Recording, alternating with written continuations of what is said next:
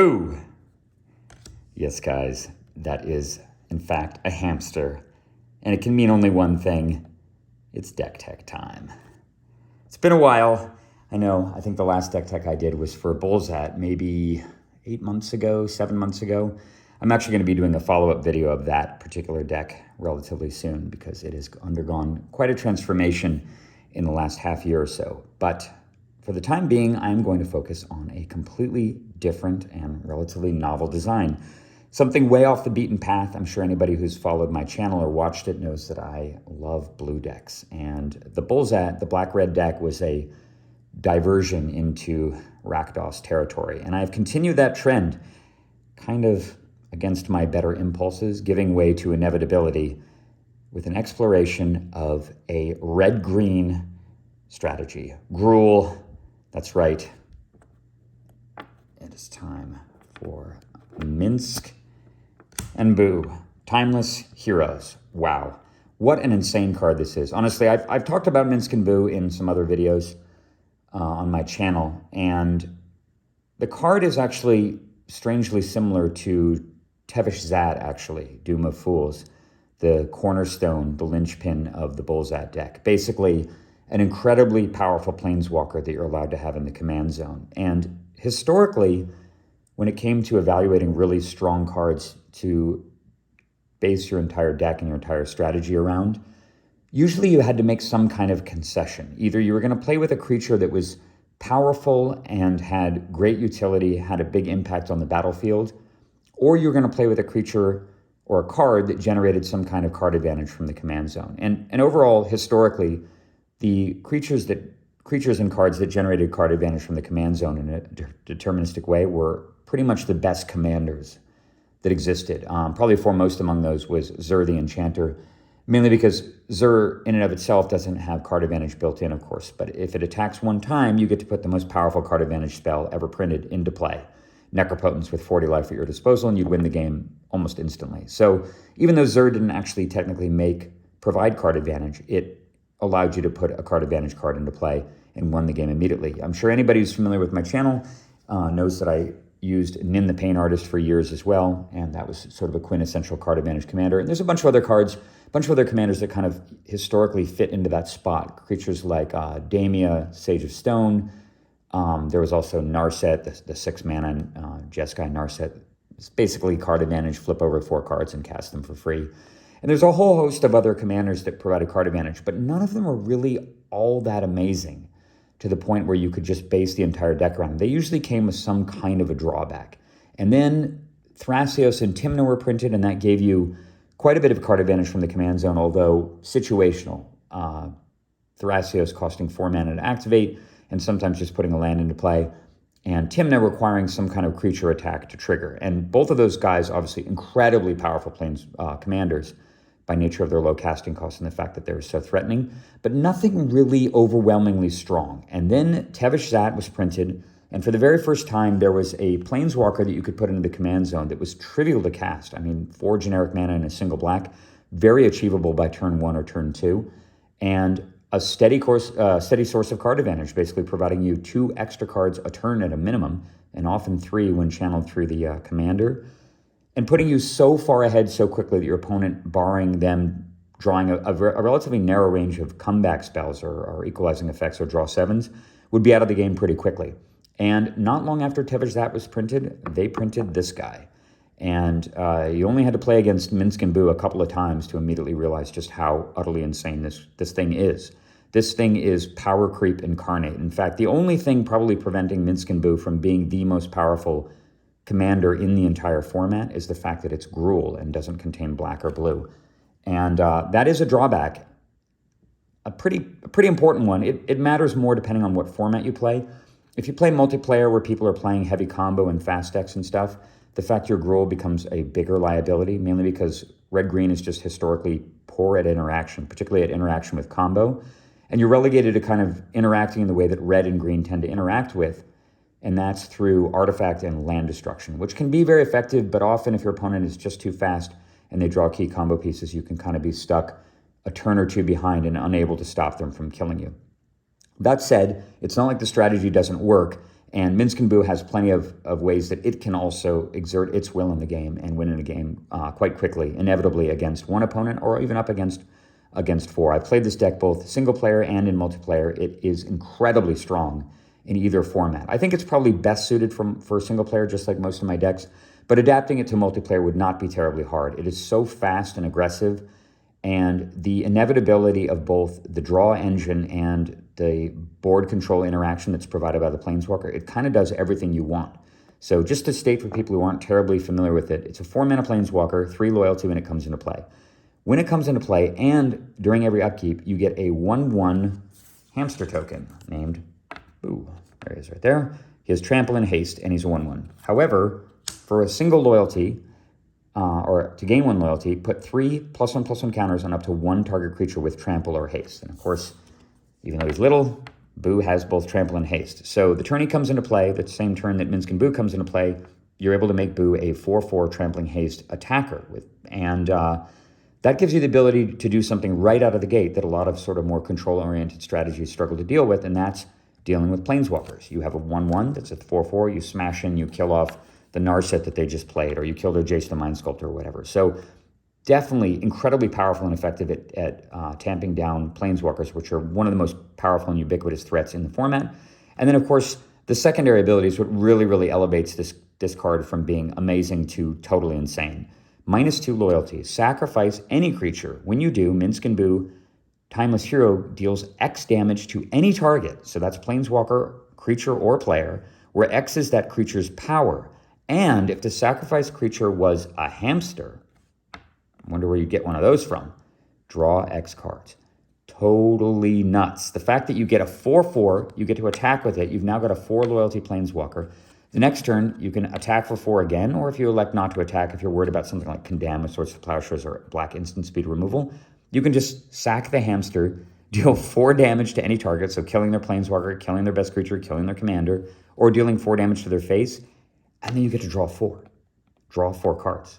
Totally ridiculous. You get a 4-card draw, and then the next turn, you got another 4/4 attacker, and you can attack again and continue to deal damage. If you need cards, draw 4 again, or even better, pump Boo up to 7, or maybe even 10 power, and sack it to draw 7 or 10 cards while dealing 7 or 10 damage. You see where this is going? Pretty insane for a 4 casting cost Planeswalker that begins in the command zone. Totally, utterly ridiculous. This card is so completely insane that there's nothing really in the format that can compete with it in terms of raw power level. And literally the only thing that keeps it in check is the fact that it's red and green, 2 of the weakest colors in Commander and notorious for being unable to interact very well in a format filled with combo kills. That said, I would absolutely place Minsc and Boo probably solidly at the bottom of S tier. Not quite as insane as the most devoted combo-oriented decks using black and blue, and that's because, of course, they have fetching as well as discard and counter magic, which are all kind of things that work from different angles to rein in opposing combo. But that said, against anything mid-range, against anything slow, Minsc and Boo will absolutely obliterate your opponent, and I'm going to show you exactly how that's done. Let's move to the cards themselves.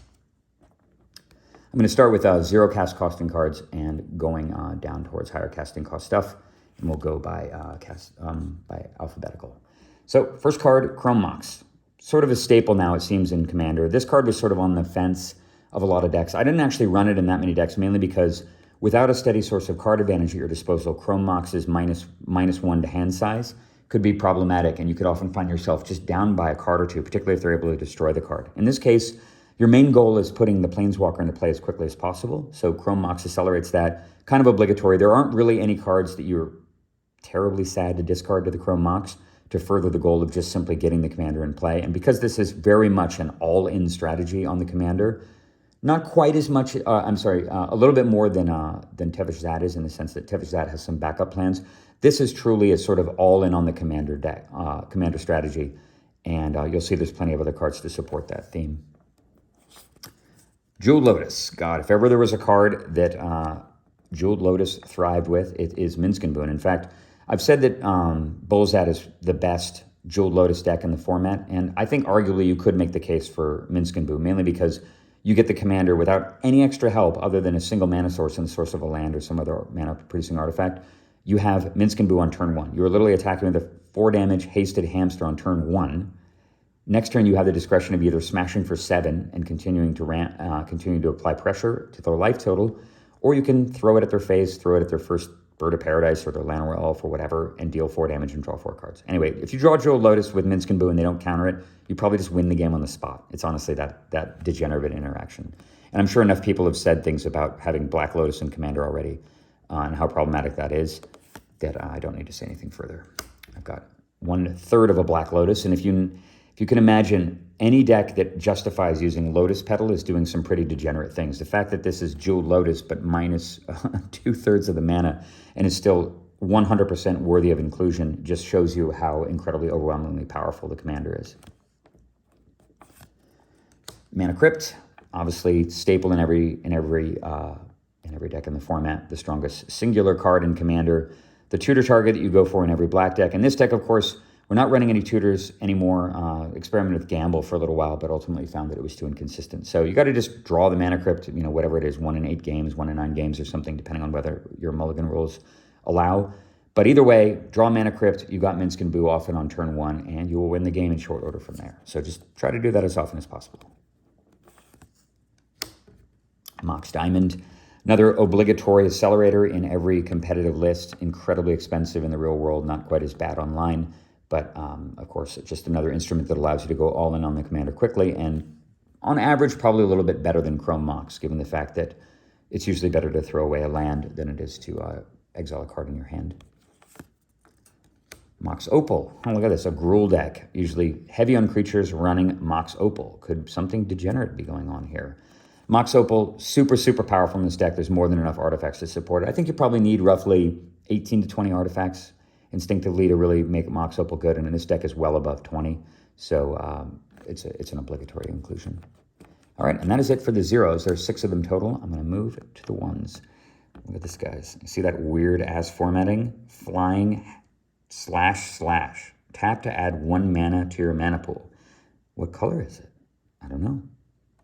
Could be any color. It's Birds of Paradise. When this card was first printed, this is obviously an alpha Birds of Paradise. When this card was printed, there was actually debate and argument about what color is the mana. It says tap to add 1 mana to your mana pool. And a lot of people argued that the card actually only produced generic mana. But then you look at it, and of course, Birds of Paradise are variegated. They are multicolored. And so people speculated that, wait a minute, how on earth would it be monocolored? Or in that back in there, and it was called colorless mana. Why would it be colorless mana if it's Birds of Paradise? You can see there's an island and a forest, and just evocative of lots of colors. So pretty quickly, people figured out this was meant to be a multicolored card. And in fact, the reason why there's a typo in the formatting, for those who aren't too familiar with Alpha, is that this card was actually designed at the last second based on the artwork. When Mark Poole, the artist for this, submitted his art for the islands in Alpha, he drew 3 islands, and 2 of them look exactly like the islands that you're familiar with if you look at the beta set. And the third one was this. Just for whatever reason, he decided to paint both an island from a distance with a volcano and a tropical forest. So it could be a tropical island or a volcanic island. And he decided to put a bunch of birds in the foreground, totally kind of overshadowing the island in the background. And once they looked at this and they looked at the other 2 islands, which looked very similar, the art director, Jesper Meerfors, said, I don't think we can use this for island, Mark. Can you draw another island, please? And they did, and I believe it was put into the beta edition.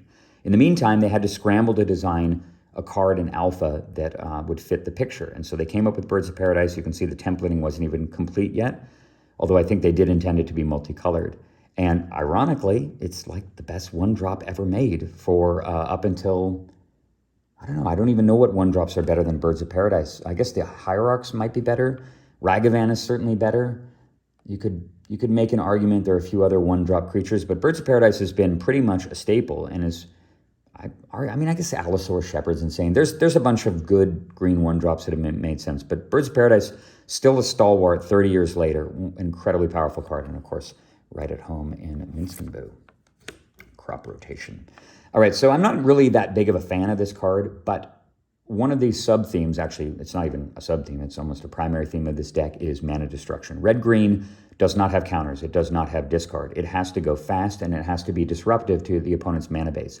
One of the ways you can achieve that, of course, is with crop rotation. You can crop rotate for a wasteland. Of course, you can crop rotation for a strip mine, and the deck runs multiple ways to recurse lands from the graveyard. It has a Wrenn and 6, it has a Crucible of Worlds, it has a Ramana Excavator. So if you're able to crop rotate into one of those 2 strip mine effects, you can often lock your opponent's mana down by about turn 2 or turn 3, and that clears the way to aggressively attack their life total and draw extra cards off the commander. Crop rotation has extra little benefits. For example, if you need mana, you can go get an Ancient Tomb, or often you'll just crop rotate for Gaia's Cradle, and you'll be making 3, 4, 5 extra mana per turn at the cost of sacking a land and casting a spell. I think that alone, and the high-end potential of this card makes it worth it, and it does knit together with a lot of the other cards in terms of synergy. Curse of Opulence. It's a woefully underplayed enchantment. It's actually it's a curse, so you play it on an individual player, and of course in 1v1 you just play it on your opponent. And really kind of underrated card. I have not seen it played a ton, but this card really, really shines in Bullsat because you have the 0 mana Rogue Ra to attack with immediately. And in this deck, of course, Curse of Opulence is just start attacking with an elf or something. And in a couple of turns, you've made 3 or 4 treasures, which gives you so much more flexibility by mid-game, and it makes it much, much harder for your opponent to contain your game via mana screw or through countering the commander over and over again. Curse of Opulence just gives you this extra layer of security when it comes to casting the commander, and since it's an all-in strategy, it really all but guarantees that you will be able to cast Minsc and Boo in sequence at least 2 or 3 times, even if they deal with it the first few times. Excellent card. And if you're not playing in Curse of Opulence in a deck with creatures and red, you're probably not doing it correctly. All right, the first of the Llanowar Elf clones, Elvish Mystic, obviously another fantastic 1-drop, and there's a whole classification of these guys. There's actually another creature coming very soon. I don't know the exact name, but it's in the Lord of the Rings set, and it is bonkers. It's like a 1/2 for 1 green mana. It taps to add a generic mana to your pool. God, it might even tap to add 2 generic mana under some circumstances, but it also taps to add a colored mana to your mana pool that can be used to cast your commander, and it makes your commander uncounterable. Totally insane. Yeah, I think it just taps for 1 generic, and then it can tap for a colored mana to add to cast your commander. Either way, totally, utterly absurd. What the hell is that card? Just like, it's caverns of, it's the whatever the caverns are called. The caverns that allows you to make your commander uncounterable in creature form, and it's Accelerator. Give me a break. It's coming soon, and it will. I'm not sure what it'll replace in the deck yet, but it shouldn't be too hard to find a replacement. Here's the Finhorn Elves, obviously Llanowar Elf replacement number 2. There aren't too many of these guys. There's the Draga Tree Speaker, another really woefully underplayed elf. I love Draga Tree Speaker. It's one of those cards where if you've got 2 land and a Draga Tree Speaker, you have a auto snap keep hand, because you can level this guy up on turn 2, and you've got usually 4 mana on turn 2, and then upwards of 5 or 6 mana on turn 3. Easily enough to cast the commander once and even cast it a second time if it's countered or dealt with, and all for 1 green. Pretty sick card. I love Draga Tree Speaker. Amazing card. All right, it's a beta Llanowar Elves, the OG himself, and by then they had figured out the templating, so this guy is not doesn't have any typos on him, but obligatory in every green deck in the format. I've got Mana Vault in here. Just another way to accelerate Minsc and Boo by turn 2, and of course it pairs with some of the higher end spells as well. Mana Vault, one of the most powerful cards, certainly top 5 most powerful cards in all of Commander, and an auto include in every deck, just about. Got Nature's Claim. You need a certain critical mass of interactive spells that kill artifacts in this format, because you need to be able to constrain fast starts from your opponent, and Nature's Claim is just about the most efficient way to do that. Yeah, they get 4 life, but who really honestly cares? And the flexibility is fantastic. There are plenty of early enchantments that you want to cast Nature's Claim on, foremost probably Rhystic Study and Sylvan Library, and there are a few other nasty ones that show up from time to time, cards like Humility and stuff, and just having the flexibility of killing enchantments more than makes Nature's Claim worth it. The Lumberjack. Man, I gotta say, it was so cool playing with this.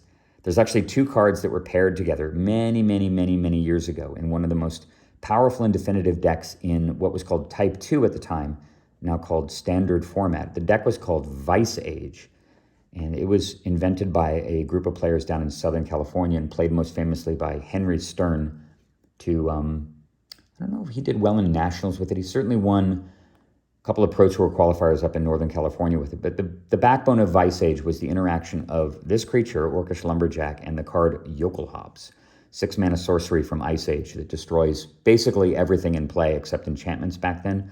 It doesn't kill Planeswalkers and a few other permanent types nowadays. But back then, Yokel Hops was 6 mana, destroy everything but enchantments. And the way that you really, really leaned hard into that card was with this creature, a 1/1 that allows you to sack a forest to add 3 mana in any combination of red or green mana to your mana pool. So Orcish Lumberjack turns any forest or mountain, any forest into a Black Lotus, and it can be a tapped forest too. So you can tap a forest and sack it to the Lumberjack to make 4 mana out of a single land, which is enough to cast Minsc and Boo. And with all of the, you'll find out later, this deck doesn't run a ton of mountains and forests in it, but it has tons of land recursion from the graveyard.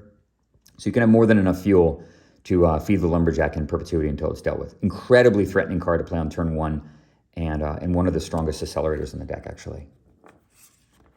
And speaking of broken accelerators, we've got Ragavan Nimble Pilfer. This guy is totally insane. I talked about him before. He's in Bullsat. He should be automatically in any deck with red. Completely, utterly absurd. Like the kind of thing you can just play on turn 1 and win the game off of it alone. You know, like the game goes on for a while and they're kind of annoyed as you cast multiple spells off the top of their deck and put 2 mana into play every turn. But steadily over time, Ragavan will just win you the game by itself. And that's pretty damn good for 1 red mana. And of course, don't forget about the dash ability, which can come into play from time to time because you sometimes just need to get in to attack a Planeswalker, or you just need to get in for some damage for some reason or other, and you can actually dash him to get the treasure immediately. Rite of Flame. Red-green deck with Rite of Flame.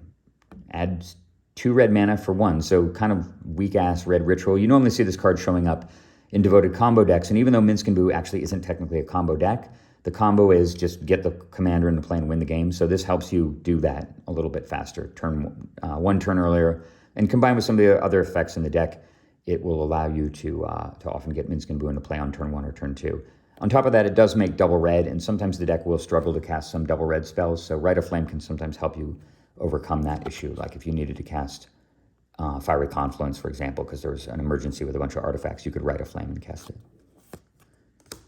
And another artifact sweeper, Shattering Spree. Again, you can't really have enough of these 1 mana artifact interacting cards. And the fact that Shattering Spree can replicate to get around counter magic, and you can shatter 3 or 4 or 5 artifacts if you have enough red mana. Incredibly, incredibly powerful effect. Also woefully underplayed. I really, really like this card, and of course we run it in Bullsat as well.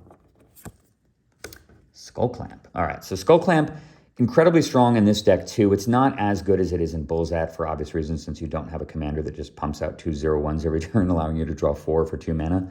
However, it has tons and tons of elves in it and lots of other 1 toughness creatures.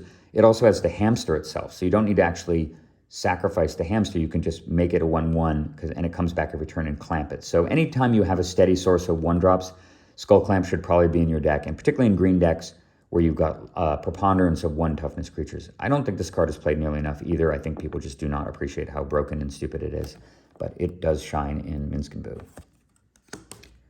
Soul Ring. Not too much needs to be said about this. Second best card in all of Commander, and quite pretty with the original alpha picture. Tinderwall. Another card from way back in the day, another really powerful Ice Age accelerator that was pretty underplayed too in that era. I don't believe that Henry Stern's Yokel Hops Vice Age deck, and the reason why that deck was actually called Vice Age, I should probably give you a little bit of background on it. It was called Vice Age because the deck came into its own around the printing of the Ice Age expansion, which I believe came out in mid-1995. And in that era, the decks were just a lot slower. Like just everything was a lot slower. The whole format was a lot slower. Necropotence had been released in Ice Age, of course, but it took a while. It took the gaming community roughly 3 to 4 months before people got up to speed with just how insane Necro really was. And in fact, in a famous dose of tone-deaf irony, Inquest magazine liked to publish a ranking list for every new set that came out. And when Ice Age came out, they said the worst card in Ice Age was Necropotence. Pretty goddamn ironic that arguably the most powerful black spell ever printed was listed as the worst card in the set that it was released in, which is quite funny. But Tinderwall came from that set too. And for 1 green mana, you get double red. It overcomes that same problem with getting double red, and of course allows you to accelerate out Minsc and Boo quite a bit faster. And on top of that, actually, because if you play Tinderwall turn 1, you can cast Minsc and Boo on turn 2 quite easily. since you can sack it to add 2 red to your mana pool. And it's pretty cool also that it's got 3 toughness, which means it actually blocks Tymna. So you can block Tymna and other 2-power creatures that people run in, Bears decks and stuff. So you can actually mitigate some damage, keep some loyalty from being lost from Minsc himself if you need to do that. But Tinderwall, very, very strong card and a great thing to have in your opening hand. And finally, the last single mana red card, the ubiquitous Vandal Blast. In a format filled with artifacts, being able to kill one of them for 1 red or all of them for 5 is pretty damn valuable. And of course, you should be running this card in any deck with red, 100% of the time. All right, moving to the 2-drops. First card is Abrade, also run in Tevish Zat, and just universally amazing. The flexibility is fantastic. It's one of the best modal cards in the format, mainly because it does 2 things that are extremely important and very relevant most of the time. Dealing 3 damage to a creature is important all the time, and of course, destroying artifacts. It's a shatter at the very worst, and you just probably can't have enough shatters in the format that can also bolt creatures. Speaking of shatters, there's Ancient Grudge, which is one of the most powerful and oppressive anti-artifact cards ever printed, just by the nature of its being so demoralizing. Because you can shatter a card, and then you've just got this shatter sitting around for 1 green mana, waiting to be cast at instant speed. So it's even cheaper on the second cast. And it will often force your opponent or cause your opponent to play badly. I've had people that were so annoyed and wary of Ancient Grudge that they did not play artifacts in their hand because they did not want to just give me a thing to destroy. So the Ancient Grudge just sitting in my graveyard, stranded, 3 artifacts in their hand for turn after turn after turn. And then eventually, when I play the game live, I pay a lot of attention to my opponent's hand, and to watch them kind of frown and slump on their chair and then take a card that's been sitting in their hand for 5 turns and put it into play so that I can grudge it away just feels so delicious. Ancient Grudge is so good. Such a great card. All right, Orcish Settlers. This is a card actually that made its way in and out of different versions of Bolzad, and I believe it actually is currently in the deck because it's just been shining. So the deck has a very, very heavy land destruction component, and one of the real weaknesses of Minsc and Boo is a lack of overall payout cards. So you might draw 8 extra cards, put a ton of mana into play, but a lot of the time you're just drawing more accelerators and more things that allow you to just continue to chain cast the commander. And Orcish Settlers is one of those big payout cards. You can see it costs 2 mana to cast, and it can kind of just hang out. And then for red and XX, so basically for every 2 generic mana you spend in addition to the red when you sack the Settlers, you destroy a target land. So if you've got 9 mana in play, which honestly is not that big of an ask after you've sacked the hamster a few times, you can destroy 4 land, quadruple Stone Rain. It's like wildfiring their board. And that will often just win you the game on the spot. Even if it doesn't kill all their mana, it'll drop them down to 2 or 3 land by mid-game, and you've killed all their artifacts already, so it really makes it hard for your opponent to do much in the game after you've settled the score with the Orcish Settlers. Underplayed, underrated, and quite strong in this deck. Bloom Tender. Love this creature also. I've been running this creature for years in Edric. Taps to make blue and green mana most of the time, and in this deck it taps to add red and green. People have run it in 3 and 4 and 5 color lists a lot of time, but I think it's underplayed in 2 color lists. Obviously you wouldn't run it in 1 color list, but in 2 color lists it's incredibly strong. 2 mana essentially for a Soul Ring, and really hard to beat that. You're very, very happy to have Bloom Tender on turn 1 or turn 2. And Priest of Titania, kind of in the same category as Bloom Tender, will usually make 2, but sometimes just absolutely goes off and makes 3 or 4 or 5 or 6 mana even. And don't forget, of course, it's all elves in play, so it piggybacks on your opponent's elves too, which means that if you happen to be playing against a guy who goes, turn 1 Llanowar Elf, turn 2 Bloom Tender, your Priest of Titania is going to be a Gilded Lotus for just 2 mana, which is pretty unstoppable. Sylvan Caryatid. There's another Caryatid also as well called Elysian Caryatid that we played around with, and it basically doesn't have hexproof. I don't know if it's a 0/3, but it does have the ability where it taps to add 2 mana if you control a creature with power 4 or greater. So it has that sort of monstrous quality to it. But the thing about the Elysian Caryatid is that it's fragile. It can be killed really easily. And the Sylvan Caryatid has hexproof, and I think that fact alone, the fact that it's just a guaranteed play it on turn 2, if they don't counter it, you've got it around on your next turn almost certainly, and that allows you to cast Minsc without having to worry. And that security and consistency, I think, elevates it above Elysian Caryatid's potential. It's not to say that the other Caryatid is bad, but I think that Sylvan is probably the better of the two if you had to choose.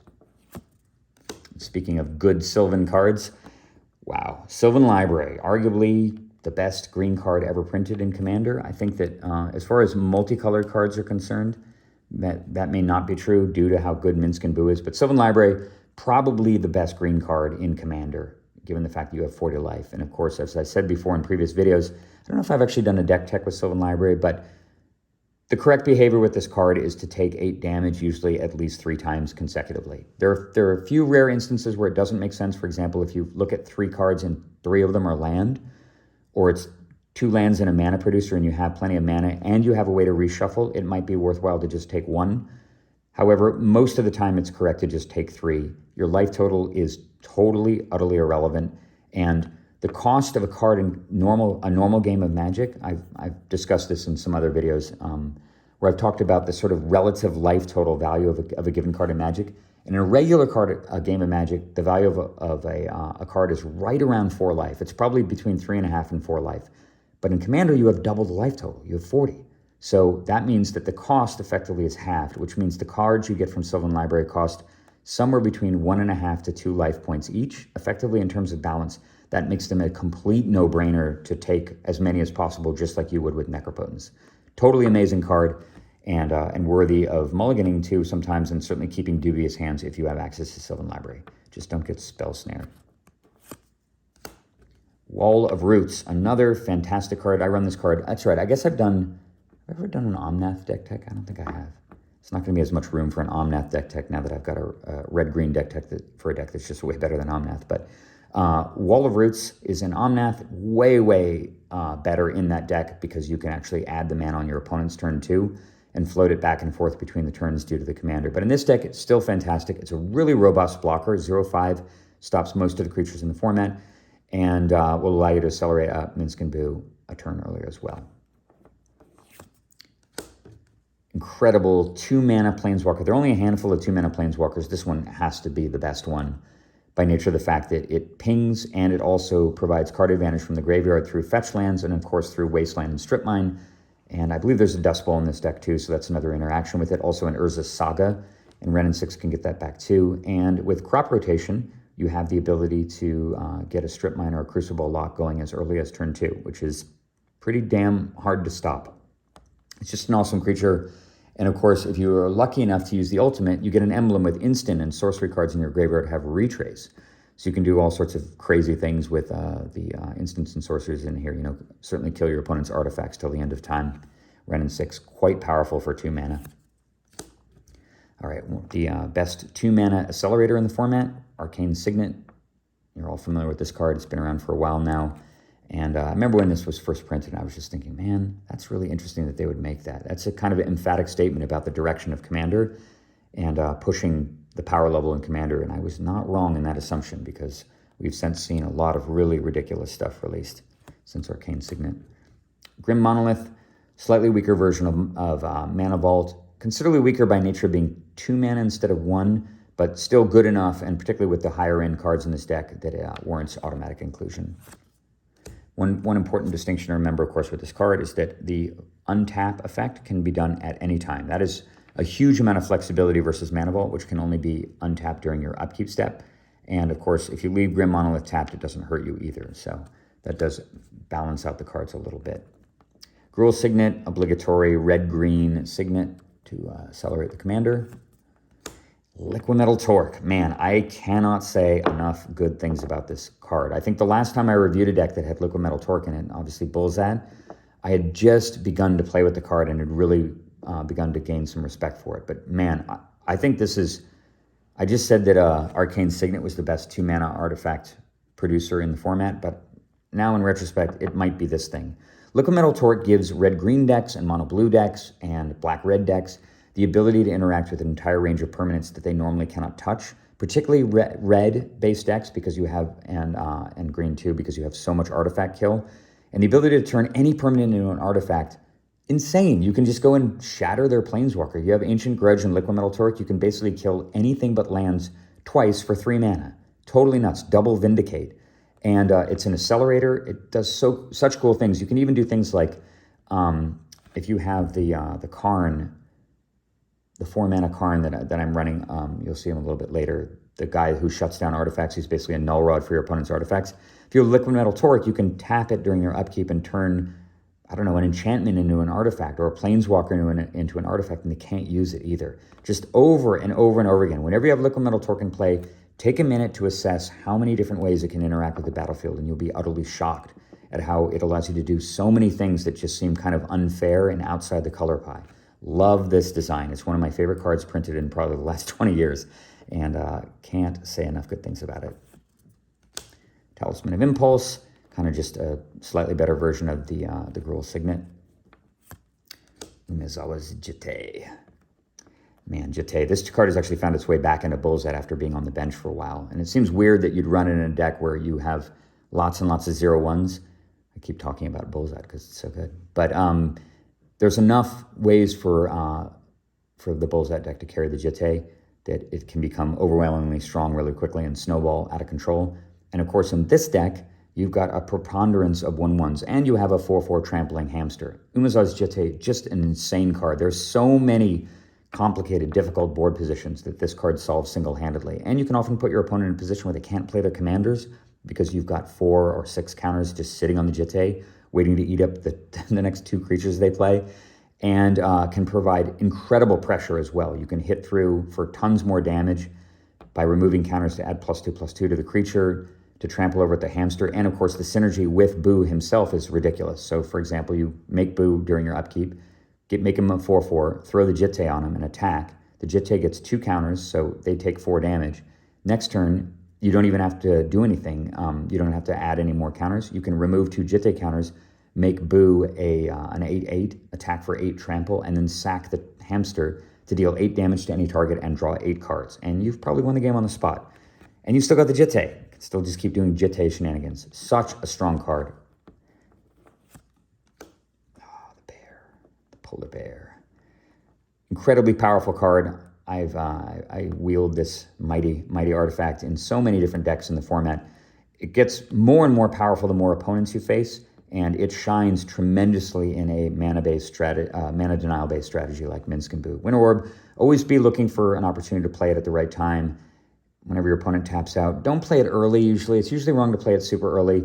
Much better to wait till mid-game, wait for them to tap out like 5 or 6 other lands, and then clamp them down with the orb, and you probably just kill them instantly. And you can often get spots like that in multiplayer too, where you just kill 2 or 3 opponents for 2 generic mana, which makes Winter Orb absolutely one of the strongest artifacts in the format. Do keep in mind also that its power level is much higher due to the preponderance of artifact kill in this deck. And if you have Winter Orb, just go out of your way to make sure that you kill off all the artifacts that they have that produce mana. You can leave them with other artifacts that don't make mana, because the orb will kind of just sort of handle those technically as a de facto effect by denying them any mana. All right, that's the last of the 2s. Moving on to the 3s. First, we've got Crucible of Worlds. Just incredible card, designed by committee actually a million years ago. People may not know about the origin story of this card, but this card was actually designed by a group of people as a kind of cool community event that Mark Rosewater ran back when it was printed. What is it? This is back before they actually started dating them. So it had to be early 2000s. I guess the card's about 20 years old now. And they kind of just designed it from scratch. People submitted ideas. They voted on the ideas. They fine-tuned it and eventually came up with one of the most powerful artifacts ever printed, particularly in a format filled with strip mines and wastelands and fetch lands. Deflecting SWAT. Closest thing that Gruul has to a counterspell these days. Deflecting SWAT, amazing. Not quite as good as it is in Bullsat, obviously, because you don't always have the commander in play, but good enough most of the time that it's an auto-include, and of course you can just cast it for 3 if you don't have your Planeswalker in play. But if you do, it gives you so much extra protection. You can fight counter wars with Deflecting SWAT, you can redirect strip mines and wastelands, you can just wreak all sorts of havoc on your opponent's game plan. And it's interactivity that people generally do not expect. So be judicious with your Deflecting SWAT. Whenever you have an opportunity to use it, do not use it automatically. Really assess, is this the best opportunity, or is there something else my opponent might be able to do that I could swat in a turn or 2 that would be more impactful and aid in me winning the game. Elvish Spirit Guide from all the way back in Alliances. This is such a wonderful thing about Commander, right, is the fact that there are cards that are super relevant to modern design that were printed way back in 1995, like this card. Elvish Spirit Guide, Never really had a niche back in the day because the card disadvantage of it was so extreme. But in modern day, Elvish Spirit Guide is incredible. You can put out Minsc and Boo eternally. It allows you to do broken things on turn 1. And anytime you draw Elvish Spirit Guide, you're pretty much happy with this deck because you're going to be getting the commander out probably on turn 1, turn 2. Endurance. I was a little loath to add Endurance to the deck initially, mainly because I don't like cards that are super narrow that exist to kind of answer a singular type of threat. But the truth of the matter is that losing to Thassa's Oracle really sucks. And when you play competitive games, Thassa's Oracle is everywhere. It's in every list with blue, pretty much. Certainly every list with blue and black, and that's a lot of the best decks in the format. A lot of people are playing decks like Thrasios, Tevesh Zat, or Kraum Tevesh Zat, or Timna Thrasios. Those decks tend to be running the Oracle combo, and they also can run, the decks with red can run Underworld Breach too, and Endurance stops both of those decks. It stops them cold in their tracks by just eating up the entire graveyard, and you can do it as an evoke thing too, so you can be completely tapped out. They think you're helpless, they try to combo kill, and you Endurance them, and you win the game as a consequence of that, because they just basically deck themselves. So very, very strong card in the right situations. And it's not like it's a bad creature, right? 3 mana for a 3/4 with flash. Can sometimes jump out and kill something off, like kill an attacking Timna or whatever. So not bad. It's just that it doesn't do anything unless it's winning you the game, which is a little bit kind of dubious for an effect. But I think Gruul kind of needs this kind of a thing, and as a consequence of that, I'm not too sad to be playing it. Eternal Witness, amazing 3-drop from ages ago, and again, kind of an obligatory creature in all green lists in the format. Jeska's Will. I'll actually admit to not thinking this card was worth it initially, mainly because it's totally, utterly ridiculous in Bullsat, of course, because you have Rogue Ra out always. So you can exile the top 3 cards of your library and play them all and get the red mana almost all the time, unless they somehow have a way of killing a 0/1 instantly, which they normally won't do anyway. And in this deck, you can only really go off with Jeska's Will when your opponent, when you have Minsc and Boo already in play. And if you have Minsc and Boo already in play, you're kind of in a good position. So that made me think that Jeska's Will was a little bit too win more for my taste. But having played with the card more, and having others, a good friend of mine named Michael has just put this deck through the paces for months. And in fact, I owe a lot of the innovations of this deck to both Michael's hard work and to, his name is Michael Peluso, and he has his own Magic channel called Jock Nerds. That's JOCKNERDZ. Jock Nerds is, I believe, the name of Michael's Magic brand. Fantastic guy, great player, really fun to watch. So go check out his channel if you haven't seen it. But Michael was really adamant about Jeska's Will being in the deck, said it was really, really good, and Nate put this deck through the playtest paces not too long ago to do some refinements before I made my video, and Nate also agreed that Jeska's Will belongs in there, so I am convinced, and I'm sure you'll be happy most of the time when you draw it. So this is a really interesting creature, Layla, the Blade Reforged, printed not terribly long ago, and another card that I just owe Michael's playtesting to. Michael's was insisted over and over again that Lilia was really doing work for him. And I mentioned before that the deck had a dearth of payout cards, basically. A lot of the time you're just drawing lots of cards and you're not really furthering your aims. You're not really winning the game. And sometimes if your opponent is able to keep Minsc and Boo out of play, or they have something like a Pithing Needle or whatever, you can find yourself kind of just top decking and unable to get back in the game because you're drawing 1 card a turn and you don't have a lot of alternate sources of card advantage. And Lilia is one of these great examples of a threat that can interact with Planeswalkers, pressure the opponent, and provide card advantage too. Whenever it attacks, exile the top card of your library. You may play that card this turn. That's sort of like the red exiling effect, which is quite common now. And then whenever you exile a card, of course, she gets bigger. So you attack initially as a 3/3, then a 4/4, then a 5/5, 6/6, etc. And that can provide enough pressure and tempo in the game that you can actually just wind up winning with her alone, even without the card advantage. So I think those 3 factors, the fact that it does have to attack in your opponent, if your opponent has some big blockers in play, you can't do that. But it does have haste, and if we go back to old Minsc and Boo over here, where are you, buddy? Drink. Put up to 3, or put 3 +1/+1 counters on up to 1 target creature with trample or haste. Well, she has haste. So if you need to get through with her to keep exiling cards off the top of your library, you can actually pump her up with Minsc and Boo too, which is pretty damn amazing. You'll be attacking with a 6/6 right away, I think, and then continuing to grow by +4/+4 every turn, and your opponent will not survive that for very long. So Lilia, surprisingly strong and robust. Try it out. If you haven't played with it much already, I think you'll be quite pleased. Another amazing 3-mana green and red creature here is Miria, Scholar of Antiquity. And I think this was a card actually that Michael wasn't convinced about until recently. But tap an untapped non-artifact creature artifact you control, add a green mana. So it turns all of the random artifacts in the deck into Mox Emeralds. And keep in mind, this is tap through the creature. So if your opponent actually has something like a Null Rada on you, or a Collector Oof, or the Karn, the Great Creator, I think is what he's called, you can still tap the artifacts through Miria. And you can tap 2 untapped non-token artifacts you control and exile the top card of your library. So she makes card advantage also, in addition to making extra mana. And that's a 3 mana, 3/3 creature. Just totally nuts. And an elf also. Miria's really, really strong. Underplayed as well. I've been very, very impressed every time I played this, and I've won plenty of games on the back of her when I wasn't able to get the commander online because they just countered it a bunch of times. And I just played Miria, and I made a bunch of mana and drew 7 extra cards with it and killed them that way. All right.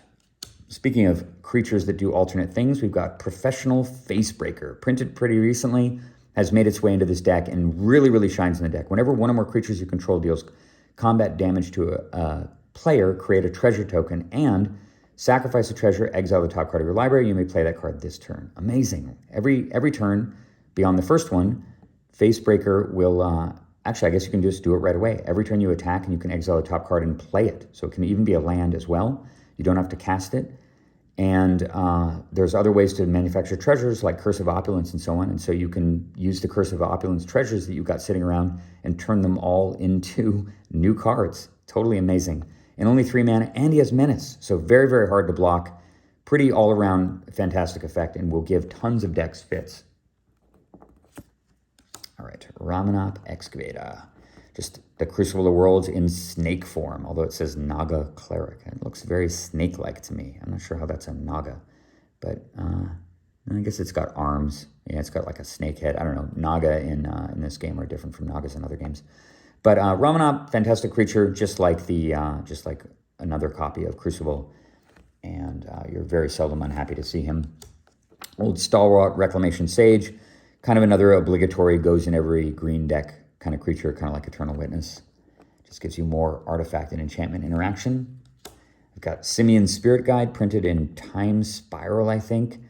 So a red version of the Elvish Spirit Guide, pretty much effectively the same, and just gives you more opportunity to have broken, ridiculous starts. Sword of Fire and Ice. This card has actually now been moved permanently, I think, into the Bullsat list, and shines in this deck as well, due to the fact that sometimes you just can't get through, and sometimes you need interaction, sometimes you need card advantage, sometimes you need protection from red or blue, and Sword of Fire and Ice achieves all those things in a very sleek and elegant package. Plus, whenever you are equipping the hamster and attacking for extra damage, you can attack for 6. And don't forget that anytime you can buff the hamster up, that just means more cards and more damage when you sack it through the Planeswalker. The other one, Sword and Feast and Famine, which been running for ages in tons of decks, including Brea and Omnath, and of course also in Bullsat. Sword of Feast and Famine, in my opinion, this is the strongest sword, and it's not even close, due to the fact that the protections are really, really strong. The discard effect is amazing in any type of containment-based strategy, and of course, doubling your mana production, completely nuts, and you can combine it with Winter Orb to really screw the opponent over. Oh yeah, that's right, that's an extra. I mentioned Miria before a little while ago. Where are you? Miria? There she is. To get back to Miria real quick, don't forget that she has a very similar interaction with Winter Orb that Urza does. You can tap an untapped artifact you control to make green, which means you can tap Winter Orb at the end of their turn, and then you get a full untap step if you don't, in fact, have Sword of Feast and Famine in play. Either way, amazing card, and most decks with creatures tend to have a green element to them, so Sword of Feast and Famine allows you to just punch right through there and have the Boo token smash for tons of damage, and you can, of course, also draw extra cards off of it because of +2/+2. Tango Wire. Ugh, God, this card's so gnarly. I'm sure anybody who's played against Tango Wire just hates it But any devoted containments, it's often called stacks, S-T-A-X. And in case anyone's ever wondering why the artifact, land destruction, gum your opponent down archetype is called stacks, it's because the original stacks deck, the one that was a vintage/type 1 deck, ran 4 copies of the card Smokestack. So people came to calling it stacks.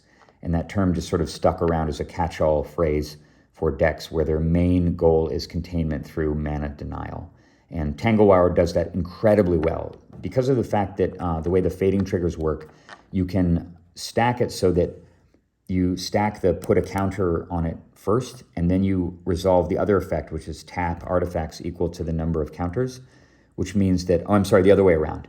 You remove the counter through fading, and then you activate, then you choose to have the Tango Wire resolve. So the turn you play it, your opponent has to tap 4 permanents. On your turn, you actually remove a counter and then resolve Tango Wire, which reduces the amount of permanents you have to tap to 3, and you can tap the Tango Wire itself, so you only have to tap 2 additional things. So it's 4 to 2, and then it's 3 to 1, and then 2 to 0. So you're totally tempoing them out, and the Tango Wire can often just kind of win you the game on the spot because it'll tap down all of their early development mana, it'll tap their artifacts that they ramped out with, and it'll prevent them from really getting a foothold in the game until Minsc is already eating their face, or Boo is, I guess, technically. Really, really strong card, and shines at a high power level in this deck. All right, we're on to the 4s. Chandra, Torch of Defiance, also a fixture in Bulzat. Very, very strong in this deck. Kind of all the abilities are wonderful. Weakest ability is probably the top one, just because you often aren't able to play the card, and it says cast. So, of course, if you flip over a land, you can't cast it, and they just have to take 2 inconsequential damage. But the other 2 abilities, well, the other 3 abilities are incredibly impactful. Most of the time with Chandra, you're just you're using double red and casting multiple things a turn while you ramp up, hopefully, to the ultimate. If you can resolve the ultimate, you just basically win the game. There's no beating it. Force of Vigor. Very, very powerful artifact and enchantment interaction spell. This is one way that this deck shines over Bulzat, in that a lot of the cards that destroy artifacts also kill enchantments because we're dealing with green. And there aren't too many enchantments to kill, but the flexibility is wonderful. And don't forget, you can just play Force of Vigor on your turn too. You can cast it for it's interesting. If it's not your turn, you may exile a green card from your hand rather than pay the spell's mana cost. Destroy up to 2 artifact creatures or enchantments. So I guess it actually always destroys 2 if you want to, and but you can cast it for 0 if it's not your turn. So your opponent gets those crazy rampy starts where they go turn 1 land, Soul Ring, Talisman, and they've kept an incredibly dubious hand because that's their start, and you go, oh, that's nice, kaboom, kill both your artifacts before I even untap, and untap and go about my merry way. So Force of Vigor, super, super strong card, wonderful containment spell. Though not as good as this guy, Karn the Great Creator. And it's funny, he's ironically called the Great Creator. It's got to be one of the most ironic names on any Magic card ever made. He is the opposite of creation. He is the great denier, the great nullifier. He is a living null rod that is incredibly problematic for your opponent to deal with by the nature of the fact that he has 6 loyalty, and this deck has a lot of ways of putting up big blockers. It's got tons of walls. It has the 4/4 hamster that can become a 7/7. A lot of time you don't have to attack with Minsc and Boo, and you just let with Boo, and you just let Karn sit around and nullify all their artifacts. So strong. This guy's just like, how could they even make this guy? How could they even make a 4-mana thing, a 4-mana Planeswalker with 6 loyalty that nullifies all of your opponent's collective artifacts? Freaking crazy. Yeah, it's just like broken design. Natural Order. All the way back to Visions, this card was the backbone of the first deck ever printed, ever designed, that really leveraged big creatures to win the game. And that was a deck called Secret Force that was printed when the Visions expansion came out in 1996. And it was printed right around the time that Tempest was printed, and Tempest had the Verdant Force, which was a 7/7 for 8 mana, I think, that made 1/1s every turn. It was just a genuinely good fatty, the first really great fatty and kind of a sign of things to come. And Natural Order allowed you to cast Verdant Force through a 1-drop as early as turn 2 and very often on turn 3. So you have this giant monster in play that made 2/1/1s every turn, and you could overwhelm your opponent very quickly. In this deck, Natural Order, not quite as flexible, but has a specific interaction with one creature in the deck, which I'm sure you can guess, the mighty 8-mana Pachyderm, the Terastodon. And most of the time when you cast Natural Order, you will be getting Terastodon with it and killing 3 of their lands, and they will be very sad. Sometimes you'll go and kill a land and 2 artifacts, or a Planeswalker into a land and enchantment. Whatever the case, it's 4 mana, sack an elf, or sack the Boo token to go get a Terastodon and put it directly into play. Very powerful. All right, Rampaging Raptor. I will admit to not having played with this card very much. This card is actually in the deck entirely due to Michael Peluso's advocacy and playtesting, but he swears that it is a powerhouse. It does have trample and haste, which means that you can add extra counters to it through Minsc and Boo. You can power up its attack power for 3 mana to make it a 6 attack. And then whenever it deals combat damage to an opponent, it deals that much damage to target Planeswalker that player controls or battle that player protects. So, of course, the battle class of permanents was just introduced to the game. They're kind of like weird Planeswalker-y type things, but the interaction with them is a little bit different, but I'd say they're probably most similar to Planeswalkers. So this guy just kind of crushes the class of Planeswalker things. He gives you an extra layer of interactivity with those permanent types if the Minsc and Boo plan doesn't work out, and he can hit really, really hard, particularly if you start to power him up. I'm not 100% convinced that this card belongs in the deck. I haven't playtested enough to really state that emphatically, but I do have to trust Michael's judgment, and if he says that it belongs in the deck, that's good enough for me. Thran Dynamo, another amazing ramp card that is generally woefully underplayed. A lot of people tend to cap their ramp spells around the 2 mana range, and Thran Dynamo, just nuts. We have a workshop in the deck too, so you can often play this card on turn 2, sometimes even on turn 1 with some artifact enhancement. And it provides 3 mana untapped the turn it comes into play. So it actually only effectively costs 1 mana for the turn and accelerates you by 3. Just nuts. Kai Buddha, years ago, back in, I think it was Urza's Destiny or something, the set that had Covetous Dragons. So the Urza block won a Pro Tour on the back, or maybe even a World Championship on the back of a deck with 4 Thran Dynamos in it. Card's amazing. And finally, last 4, Toski, Bearer of Secrets. Total, utter nightmare for those annoying counter decks. Indestructible. Attacks each turn if able, and if any creature you control deals combat damage to a player, draw a card. So it basically is the Edric effect. It's a 4-mana Edric in green, no blue, cannot be countered, and can attack every turn indestructible. And of course, it doesn't need to attack to trigger the ability. So you can play Toski and attack with a couple of elves and draw 2 cards. And it's just, this card is so incredibly problematic for any type of control strategy to deal with.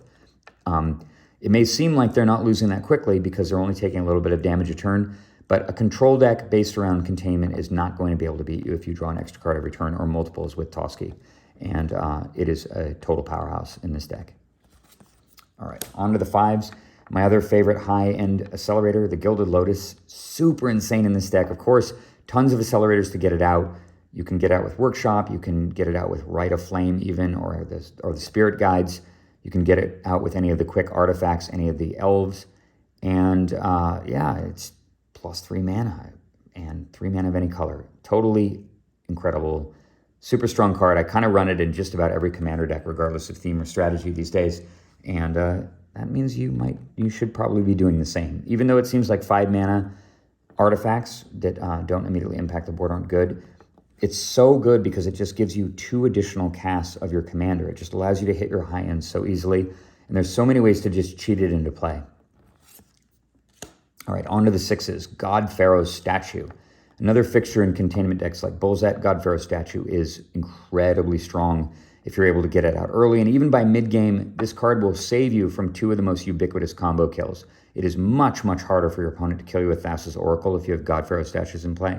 Or Statue in play, they have to pay a minimum of, 4 for the Oracle and 3 for the Consult. So that's 7 mana instead of 3. Totally nuts. And if they want to do a Tainted Pact, it's 8.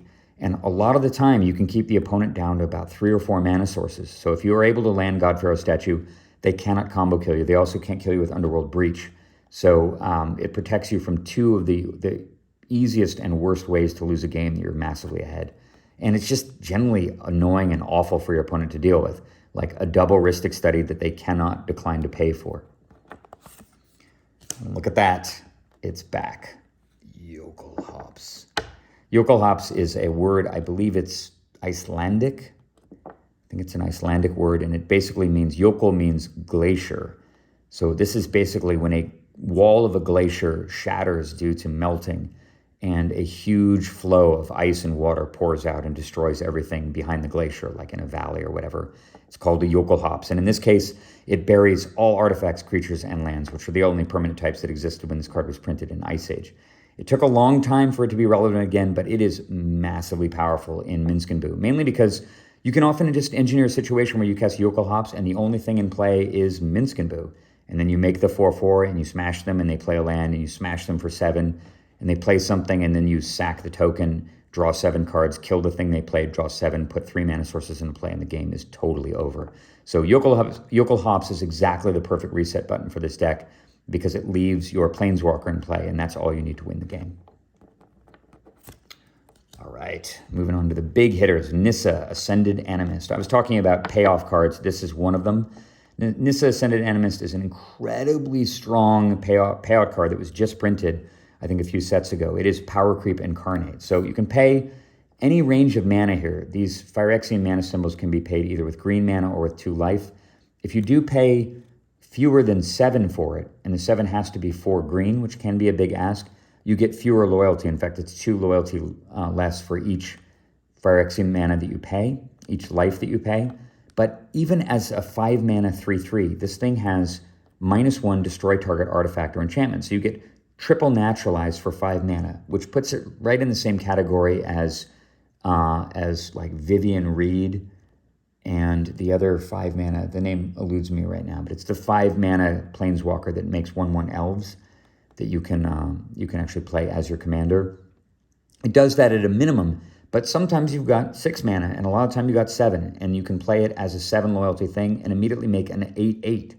So you get an 8/8 plant, or what is this, a Phyrexian Horror. Next turn you get a 9/9. Next turn you get a 10/10. And if they offer any resistance, you can start shattering their artifacts, disenchanting their enchantments. And then, of course, the -7. Until end of turn, creatures you control get +1/+1 for each force you control and gain trample. The deck doesn't run a ton of force, although it does run the Cradle of Yavimaya. So you could, if you have that in play, you could have, 7-8 force in play. You don't tend to have more than about 3 in play at a time. So the overrun isn't that great, but it's still overrun. +3/+3 to all your guys and trample, which is often enough to just kill your opponent. And late game, it can do far more than that. And for this cost, the fact that it scales and stuff just kind of does everything you want for a high-end payout card. And I think Nissa, Ascended Animist is one of the strongest green Planeswalkers ever printed, particularly for Commander. There's Big Papa himself, the mighty Pachyderm, Terastodon. I talked to you before about how this card combos with Natural Order. But of course, you can just cast it too. 8 mana isn't that hard to hit in this deck. Once you sack the hamster a couple of times to draw a million cards. And Terastodon will often just sort of seal the game on the spot. People will scoop constantly to having Terastodon land on them. And keep in mind also that you don't have to destroy 3 permanents if you don't want to. And you can also target your own permanents. And you'll often have something like a Lotus Petal lying around, or a tapped Mana Vault, or a tapped Grim Monolith. And you can have the Terastodon kill one of those things instead to give you even more power. So sometimes it might make more sense if your opponent has a ton of land in play and killing 3 other land isn't going to matter. It might be way better to put 18 power of creatures in play on your side to then either shore up the board or stomp their face in. So don't forget about that ability. All right, we're on to the X spells. First one is By Force, another fixture in Bullsat, just as scaling Shatter. And it costs 2 mana to kill the first artifact. That feels kind of bad. But beyond the first one, you're starting to feel good. And if you're paying 4 or 5 mana for this, you're probably winning the game with it, because you're blowing up all their artifact mana and then destroying all their regular lands through all the different ways that this deck does that. So By Force can be totally decisive, back-breaking even, and as an auto-include.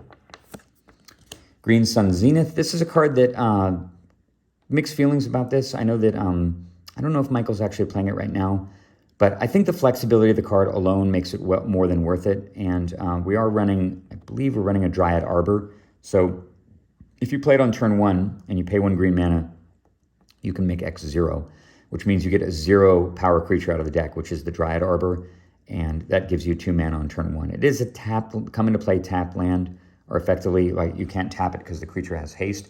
But you can scale, right? If for 2 mana, you can go get the Draga Tree Speaker. For 3 mana, you can get something like Bloom Tender or the Priest of Titania. For 3 mana, you can get Ramana Excavator. You can get Eternal Witness for a regrowth effect. Lots of different great synergies with Green Sun Zenith, and I think that alone makes the card more than worth including. Shatterskull Smashing.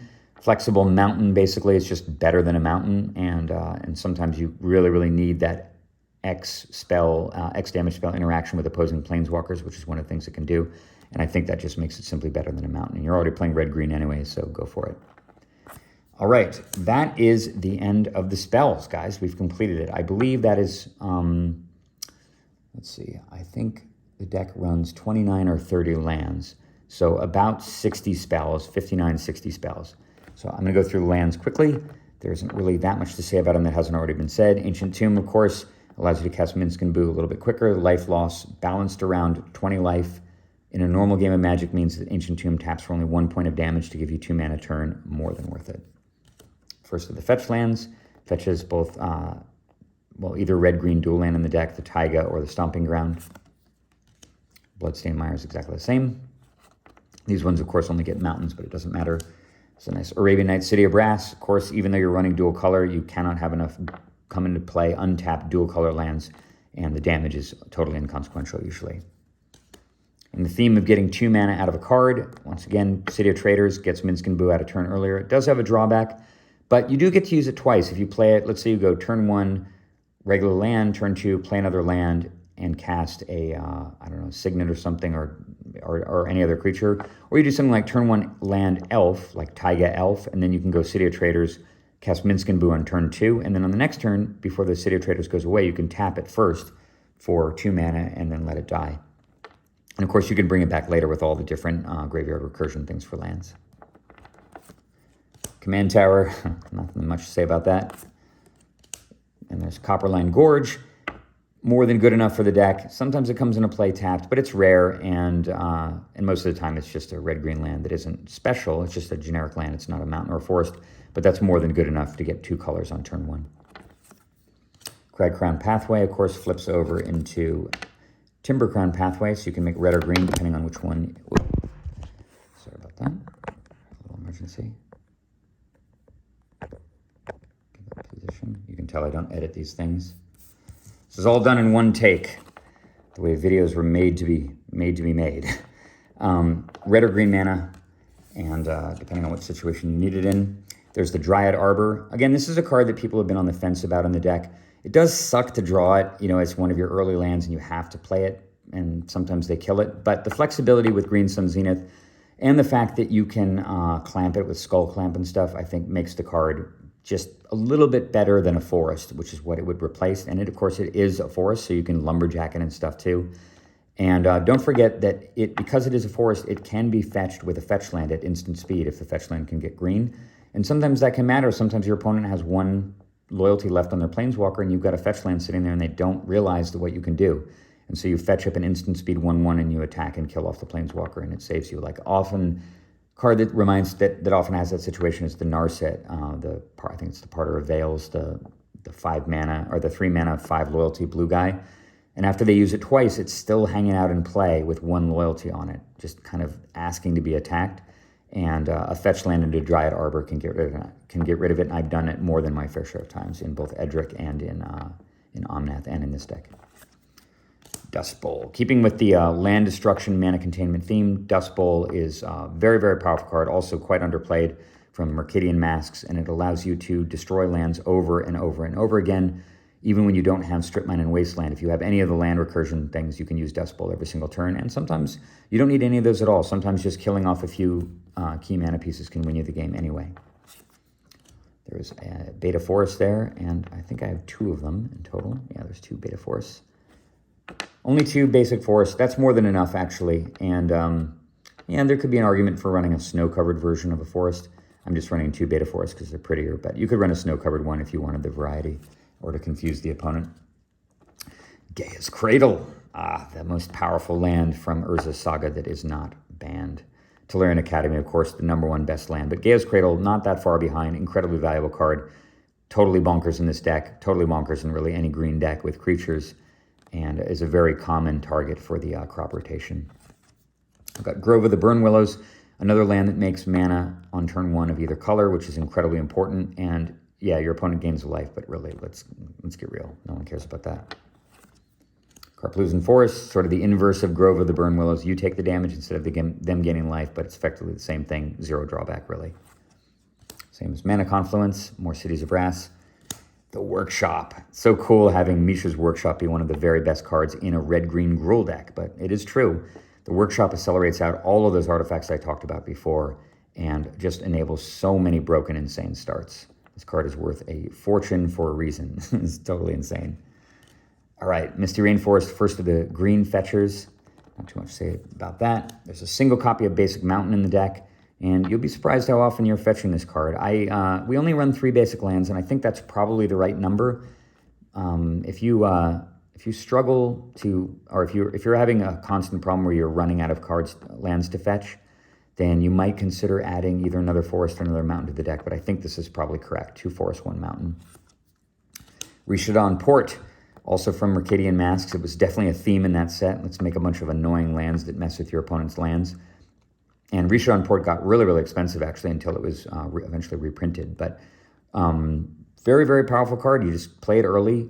Do not be afraid to just keep using it, even if it means that you don't develop quite as fast, because often, because of the way that your deck is pacing, you really want to just kind of have the board and the way clear when you play Minsc and Boo, since that's your goal. And if you can just keep their blue mana and their progress locked down with Rishadan Port until you get to 4, that will often just win you the game on the spot. But very meddlesome card, really, really kind of sneaky. Your opponent will often not really account for it because you can use it twice to tap down 2 blue mana, and it can often allow you to squeak out or sneak through a spell that is decisive. Scalding Tarn, this just gets, of course, the red mana producers. The mountains, like Stomping Ground, just the Taiga equivalent. Strip Mine, a million ways to utilize and leverage this card. This is one of the best Strip Mine decks. The only thing that keeps Strip Mine from being truly insane is just the lack of tutors in the deck. You do have the crop rotation, but it's the only way to get, there's only 2 ways to get Strip Mine going. One is to draw it, the other one is to crop rotate it. But once you do that, you have a lot of recursive abilities and can often just strip lock your opponent as early as turn 2 or turn 3. This is a beautiful Alpha Taiga, the best red-green producing dual land of all time. And man, one of my very favorite pictures. Look at that. It's a Rob Alexander original. Just gorgeous. Alpha Taiga. Urza's Saga. Man, talk about power creep. This card is so ridiculous. It is, God, is it the most powerful land in Bullseye? It might be. I think you could make an argument maybe for Mishra's Workshop situationally to be more powerful. But most of the time, Urza's Saga is going to be the best land in your deck. It is totally insane. I've had games, not in this deck actually because of how it plays out, but in decks like Brea and in Bullseye itself, where I just play Urza's Saga and I do nothing else and I win. At least I do nothing else in terms of playing creatures or whatever.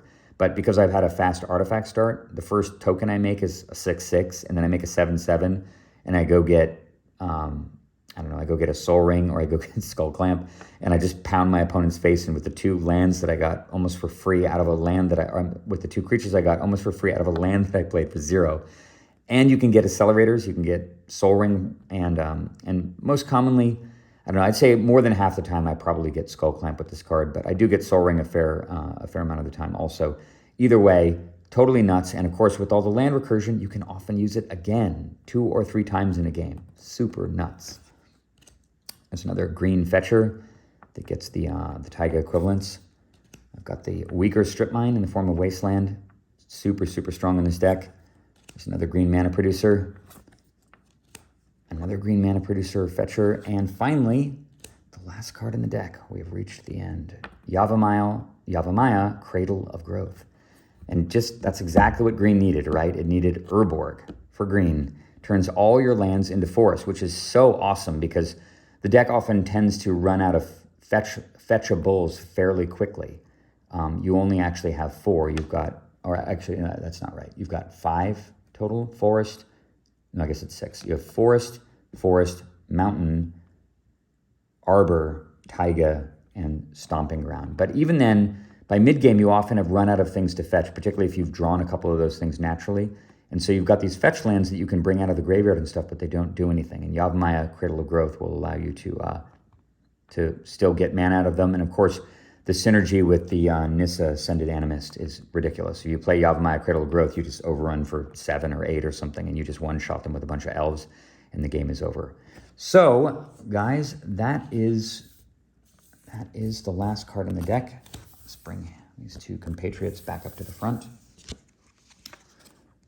So, as I said before, Minsc and Boo Timeless Heroes, very likely the strongest commander ever printed for commander format. And I think I can say that unequivocally. Tevesh Zat, you could make an argument for because it is black, and black is just a much stronger color than red-green. But in terms of autonomous power, I think you'd be hard-pressed to find a better commander in the entire ecosystem than Minsc and Boo Timeless Heroes. It is a fun deck, it is powerful, it is flexible, it's aggressive, it allows you to think quite a bit. It's a containment strategy. It's an awesome card advantage strategy. It kind of does all the cool things that you can do in a game of Magic short of countering. And I really, really recommend trying this deck out. It is a ton of fun, very effective in 1v1 and in multiplayer. You will be smashing faces like you would not believe and having a hell of a time doing it. I hope you guys enjoyed this deck tech. I know these things are a long thing to get through, but I hope it's worth it, particularly for the information and the storytelling. I hope you really enjoyed the tale, and I will be back soon with more games and another deck tech. If you want, in the comments, if there's any decks that you think I might have been I've played in the past or anything you're curious about, feel free to comment, and I will prepare a deck tech for one of those. And look forward to an upcoming deck tech with an updated version of Bullseye. Thanks for watching, guys. Hope you're all doing well. I will talk to you later. Take care.